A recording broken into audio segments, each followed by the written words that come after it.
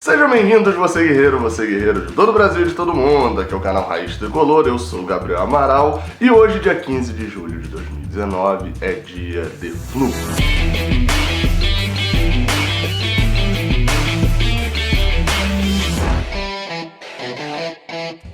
Hoje é dia de Fluminense Ceará, jogo válido pelo Campeonato Brasileiro. Você aperta o seu like aqui embaixo, porque esse like que tá aqui embaixo é seu, ele é único. Só você pode apertar ele e transformar ele de cinza em azul. Ninguém mais pode fazer isso por você, meu amigo. Você precisa fazer isso, então faça. E como eu venho fazendo isso já, desde o início aí, pelo menos, do Brasileirão desse ano, já que causa muitas confusões, Ontem, por exemplo, meu sogro tava com dificuldade, achou que eu não tava tendo jogo do Atlético Paranaense, eu não sabia contra quem, que o Internacional, na verdade, tava jogando, porque ele não conseguia achar na televisão, Não olhou ele no Sport TV, olhou no Premiere, na Globo, não tinha, então o Internacional jogaria depois. E aí eu fui lá falar com ele que o jogo era na TNT e tal, a gente até assistiu ali o final, o gol do Atlético Paranaense. E por que eu tô falando disso aqui? Porque eu sempre dou aqui o serviço da transmissão da partida. Porque como tem clube com TNT, tem clube com Sport TV, tem clube com Premiere, enfim, como tem isso tudo diferente, é bom informar que pra quem não for ao Maracanã hoje, poderá assistir o jogo no Premiere, exclusivo do Premiere, não tem Sport TV pra hoje Ceará e Fluminense, Fluminense e Ceará, na verdade. E esse título do vídeo é mais uma pergunta, sabe? Eu botei até aí com ponto de exclamação e ponto de interrogação, porque é realmente isso. Será que chegou a hora da reação? A gente vai ver melhor isso. Depois de 32 dias de parada aí, entre o dia 13 e o dia 15, dia 13 de junho e o dia 15 de julho, o Fluminense teve aí tempo de folga, teve tempo para descansar e para treinar bastante. E vale lembrar que o Fluminense vinha de uma sequência horrorosa, não só de resultados propriamente, mas vinha de uma sequência horrorosa de confrontos muito difíceis. Principalmente os 4 ali do Brasileirão antes da parada para a Copa América. Então a gente olha esse futuro agora, dessas próximas 4 rodadas do Brasileirão pós-Copa América. Eu não sei vocês, mas eu vislumbro algo muito melhor. Por exemplo, a gente fez 2 pontos nas 4 últimas rodadas do Brasileirão. É um desempenho pífio? Mas olha os adversários que a gente enfrentou. Bahia naquele jogo conturbadíssimo, com 1 a menos, etc. Lá na Fonte Nova. Enfrentamos o Atlético Paranaense na Arena da Baixada, que eu vivo repetindo aqui, é o jogo mais difícil do campeonato. Pegamos um clássico contra o Flamengo, que foi o único que a gente era mandante na teoria ali, pelo menos no coisa do jogo lá, na regra do jogo, a gente era mandante, empatou dentro do Maracanã, e fomos visitar a Chapecoense, que apesar de ser o adversário mais fraco desses 4, também era fora de casa, e a gente conseguiu um empate ali com 10 jogadores fora por lesão, por desfalque, etc, sendo 5 deles titulares, ou seja, foram jogos muito complicados. Porém, para agora, a gente vislumbra algo muito melhor, como eu falei, porque além de serem 4 jogos no Rio de Janeiro, os adversários permitem que a gente vislumbre isso. Hoje tem o Ceará, sábado tem o Vasco em São Januário, depois vem São Paulo e Inter ainda na sequência. Dá pra pensar em algo melhor. Eu, por exemplo, se a gente fez 2 de 12 na outra, eu vislumbro como algo aceitável fazer entre 8 e 10 pontos nesses 4 jogos. É óbvio que eu queria fazer 12. Eu espero que o Fluminense faça 12. Mas o que eu tô falando é que é aceitável se a gente fizer 8 a 10. Por quê? Isso significa de que a gente não perdeu nenhum desses 4 jogos e, além do mais, ganhou no mínimo 2 deles. Ou seja, se a gente considerar que empatar com o Vasco em São Januário não seria um resultado ruim, um resultado aceitável, seria como empatar contra Vasco e São Paulo e ganhar de Inter e Ceará. Lembrando que nesse meio tempo ainda tem o jogo contra o Peñarol. Mas é fato de que desses 4 jogos que a gente tem aí pela frente, esse é o mais ganhável, é o de hoje, o contra o Ceará. Só que a bola precisa entrar cedo. Isso é um fato. O Fluminense rende muito melhor em campo quando consegue fazer um gol mais cedo do que quando fica martelando na zaga adversária, como aconteceu contra Botafogo, contra Goiás e até mesmo em parte do jogo ali contra a Chapecoense.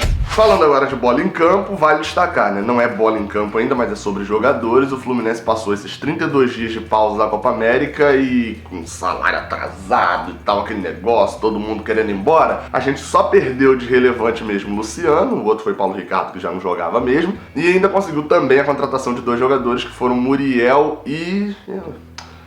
Ele já contratou Nenê, né? Vamos ser sinceros de que só não teve o anúncio oficial ainda. Então foram 2 jogadores contratados. Porém, nenhum dos 2 jogadores contratados vai jogar hoje ainda. Um é por não ter assinado contrato, né? Não ser oficializado, como é o caso de Nenê. E o outro é Muriel por opção do treinador. Não sei qual é a opção, eu não sei se ele justificou, não achei nada de resposta disso sobre ele falando o porquê de Agenor continuar titular. Em relação ao time que enfrentou a Chapecoense há 32 dias atrás, o Fluminense tem 5 mudanças no time titular. Gilberto, Digão, Johnny Gonzalez e Pedro retornam após lesão. No caso de Pedro, ele estava no torneio de Toulon. E outro jogador que entra nessa partida, vai entrar também titular, que não entrou contra a Chapecoense, é Yuri. Mas aí no caso dele é porque o Alan, né? Alan tá suspenso, tomou cartão vermelho contra a Chape. E aí fica a dúvida, né? Porque eu sempre falo aqui, e acho que é consenso na torcida tricolor, de que Alan faz uma função ali que ele faz com uma maestria incrível, joga muito bem, tá, mas é aquele tipo de coisa que parece que só ele tá conseguindo fazer. Vamos ver se Yuri chega perto do nível dele atuando pela primeira vez nessa posição. Vale lembrar que Yuri, boa parte das atuações dele até agora no Fluminense foi improvisado. Nessa posição é a posição que, pelo que dá pra entender, é o que Diniz quer colocá-lo também em campo para que ele seja o reserva imediato de Alan. Vamos ver se rola, né? Tomara que dê certo, que ele mande bem no jogo de hoje. Outro retorno importante é o retorno de Digão, que aí tem o seu ponto positivo e ponto negativo. O ponto positivíssimo é o retorno e a consolidação de um capitão de verdade, né? Digão que era capitão do Fluminense, né? Nesse início de ano e... Enfim, a gente vê a importância de ter um capitão, de ter um líder, um cara ali atrás mesmo, né, também. E, porém, o ponto negativo é qual Digão que vai voltar? Porque ele só jogou 8 jogos nesse ano. Isso é muito pouco. A falta de ritmo pode ser um problema, ainda mais com ele jogando ao lado de Nino, que também não é um zagueiro muito veloz.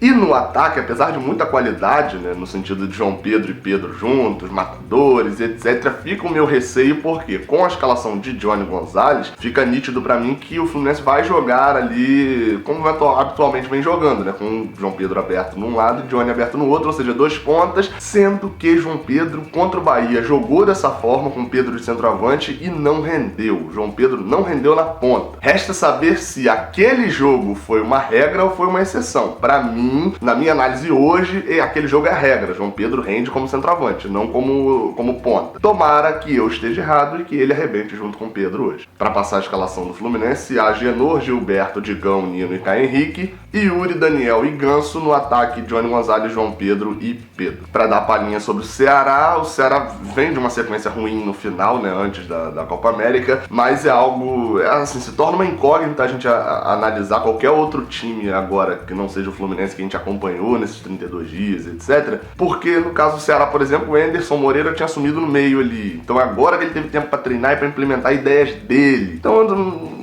assim, fica meio difícil, eu vou acabar falando aqui alguma coisa de que realmente não condiz com a verdade, ou de que é uma análise muito rasa. Por exemplo, não dá nem pra ter certeza se o Ceará vem aqui pra se defender total, se vai marcar alto e etc. Não dá porque, enfim, a gente não cobriu o Ceará e não tava tendo jogo pra poder ver o Ceará jogando. Enfim, vamos esperar pra ver como vai ser o jogo.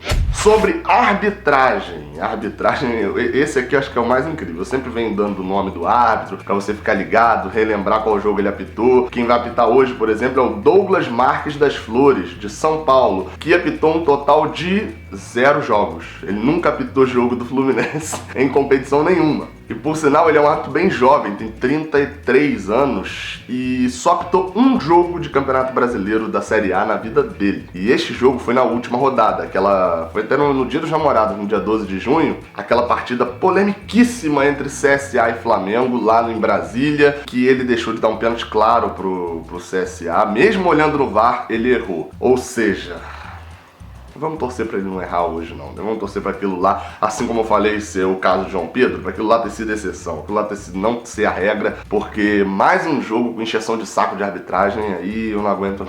É isso aí então, muito obrigado por ter acompanhado este vídeo. O pré-jogo saiu um pouco mais tarde nesse dia, mas é regra, ele saiu 8 horas da manhã. Essa aqui foi a exceção, beleza? Logo após o jogo eu estarei no Maracanã, então logo após o jogo ali, meia horinha, 20 minutos, já tem a análise pocket gravada diretamente do Maracanã, já aqui no canal, então você vem aqui embaixo e se inscreve para poder receber a notificação. E tem vlog amanhã dessa partida, beleza? Saudações tricolores, até a próxima, valeu! Eu tô aqui me perguntando por que você não assistiu esses dois vídeos que estão aqui no canto, aparecendo aqui agora nessa tela final. O vídeo aqui de cima é o envio mais recente que eu fiz aqui pro canal, e o vídeo de baixo é um vídeo que o YouTube separou especialmente pra você, então vale a pena você conferir. Muito obrigado pela moral que vocês têm me dado, não se esquece do like aqui no vídeo, saudações tricolores!